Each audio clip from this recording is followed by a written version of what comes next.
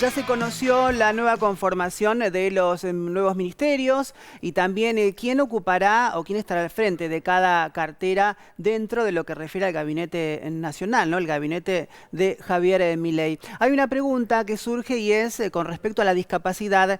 ¿Cómo se abordará precisamente esta temática? Y vamos a hablar de esto con Verónica González. Hola, Vero, buenas tardes, ¿cómo estás? Hola, ¿qué tal, Diana? ¿Cómo estás? Bien, bien. Y bueno, sabemos poco de cómo se abordará la temática, pero sí en el decreto que se publicó ayer en el Boletín Oficial, el decreto 8 del 2023, hay algunas pistas, algunas pautas en los distintos ministerios para ver qué es lo que va a pasar con la discapacidad y este tema de manera transversal.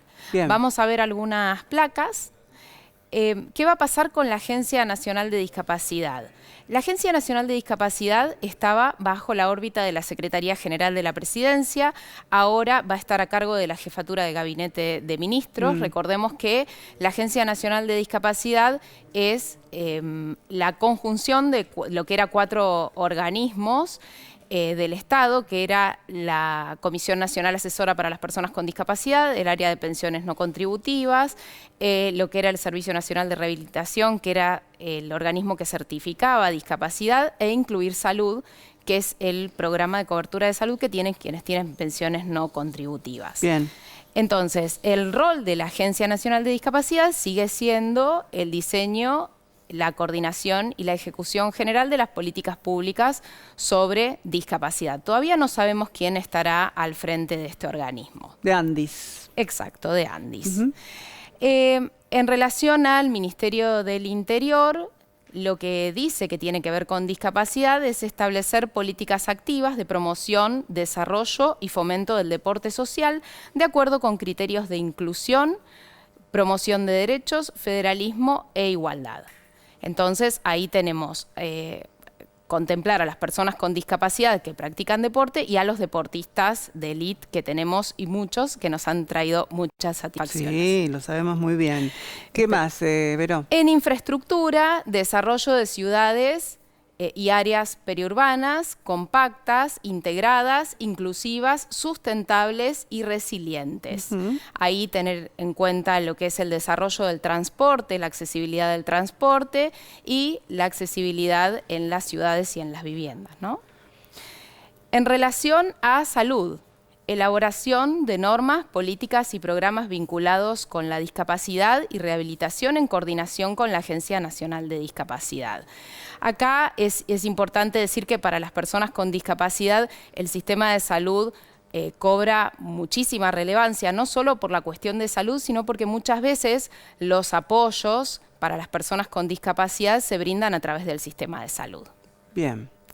En capital humano. Bien, otro de los ministerios. Exacto. Sí. Se habla de la igualdad de oportunidades para las personas con discapacidad, que sabemos que igualdad de oportunidades es poder acceder con mecanismos de accesibilidad y con apoyos, no es una igualdad lisa y llana. El cumplimiento de los tratados internacionales de temas que le competen, en este caso, bueno, la Convención sobre los Derechos de las Personas con Discapacidad, de la que tanto hablamos en esta columna, vinculada con otros tratados que se aplican para otras poblaciones. O sea que también hay un compromiso del Ministerio de Capital Humano de cumplir con estas normas internacionales, Vero. Exacto, exacto. Así está mencionado en el decreto. Bien.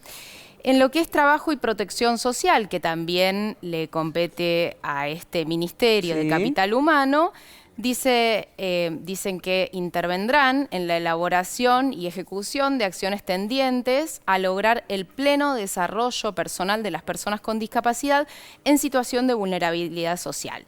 Y acá volvemos a hablar de la situación de las personas con discapacidad que cobran pensiones, que hoy son compatibles con el empleo precario, ¿no? No para una persona que tiene un empleo que cobra un buen salario, pero sí para suplir los mayores gastos en los que incurren las personas con discapacidad, muchas personas con discapacidad. Y acá también señalar el tema del cupo laboral, ¿no? Que está vigente y que es obligación del Estado cumplirlo. ¿Se cumple el cupo laboral? Alguna vez lo hablamos acá, Vero, creo, pero en este momento, ¿en qué situación está? Mira, el cupo laboral es de al menos del 4% y estamos Sí, por debajo lo del recordamos. 1%. Nos contaste Así hace que poquito. no se cumple. Esperemos que se trabaje en lograr el cumplimiento de ese cupo históricamente incumplido. Bien. En relación a educación, nos habla del cumplimiento de la Ley de Educación Nacional, la formulación de programas para la inclusión, el seguimiento de trayectorias educativas y la extensión de la escolaridad. ¿Qué sería el seguimiento de trayectorias educativas, Vero? Y tiene que ver con el acompañamiento a personas con discapacidad, por ejemplo, que necesitan adecuaciones académicas, ¿sí? Entonces, tiene que ver con brindar todos los apoyos necesarios para que la persona pueda continuar la escolaridad en la medida de sus posibilidades y en función de sus deseos también, ¿no? Puede ser una persona que estudia en la escolaridad común y que haga algún talleres de formación laboral, digamos, cada uno va haciendo sus trayectorias. También la universidad, viste que hace poco vimos también cómo las universidades apoyan a los y las estudiantes con discapacidad para poder cumplir con sus proyectos de vida y sus estudios. ¿Entran las becas también, por ejemplo, ahí o no? Sí, hay becas específicamente destinadas a personas con discapacidad. No sabemos si las acciones que se prevén alcanzan esas becas, porque bueno, hay muchas acciones en relación a discapacidad que todavía no se saben, así que habrá que esperar cómo se va implementando esto que vimos ayer en este decreto y qué medidas se van implementando en cada ministerio para transversalizar la temática. Claro, eso, transversalidad